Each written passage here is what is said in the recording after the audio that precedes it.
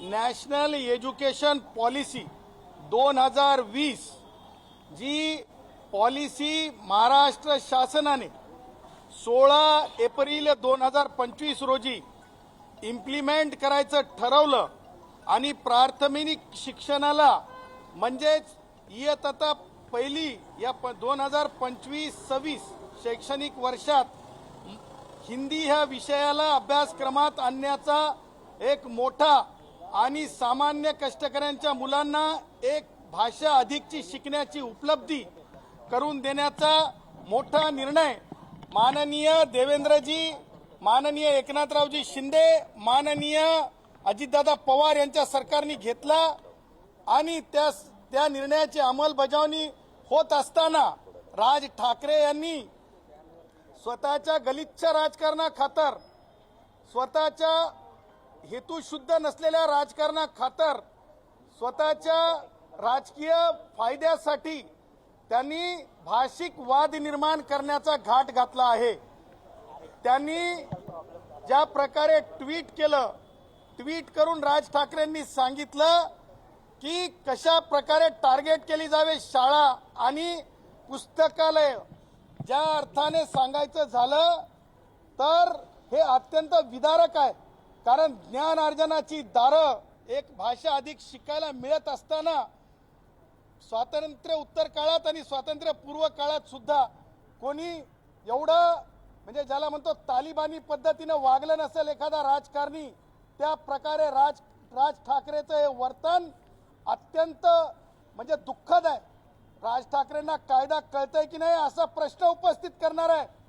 राज ठाकरे यांना national education policy ही त्यांनी न वाचता स्वतःची राजकीय पोळी भाजण्यासाठी चालवलेला एक घाट आहे आणि म्हणून ज्या प्रकारे राज ठाकरे यांचे कार्यकर्ते राज ठाकरेच्या इन्स्टिगेशनवरून ज्या प्रकारे म्हणजे ज्याला म्हणतो आपण बेकायद्याची मंडळी एकत्रित होऊन सार्वजनिकपणे इतरांना त्रास होईल असं ह्या पोलीस स्थानकाच्या हद्दीत म्हणजे शिवाजी पार्क पोलीस स्थानकाच्या अखत्यारीमध्ये आणि त्यातले त्यात सांगायचं झालं तर सेना भवनाच्या कॉर्नरला बेकायदेशीर त्या मंडळींनी शासनाचा केलेला हिंदी भाषेचा कायदा म्हणजेच शासन निर्णय हा दहन केलेला आहे।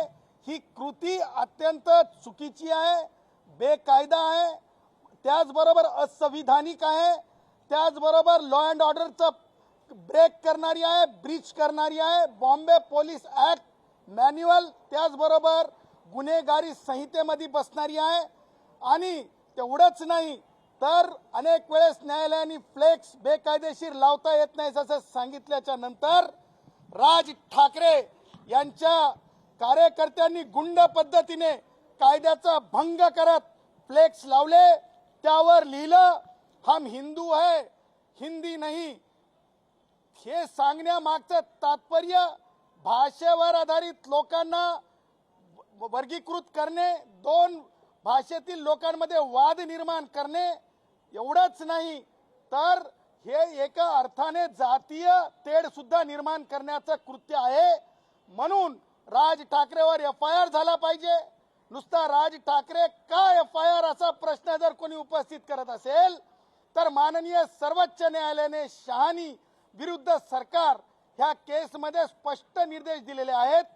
जेवढा जो कोणी जाऊन दंगल किंवा म्हणजे शांतता भंग करण्याचा प्रयत्न करतो तेवढाच त्याला इन्स्टिगेट करणारा सुद्धा कारणीभूत असतो, तेवढाच गुन्हेगार असतो। म्हणून राज ठाकरेवर सुद्धा गुन्हा दाखल झाला पाहिजे।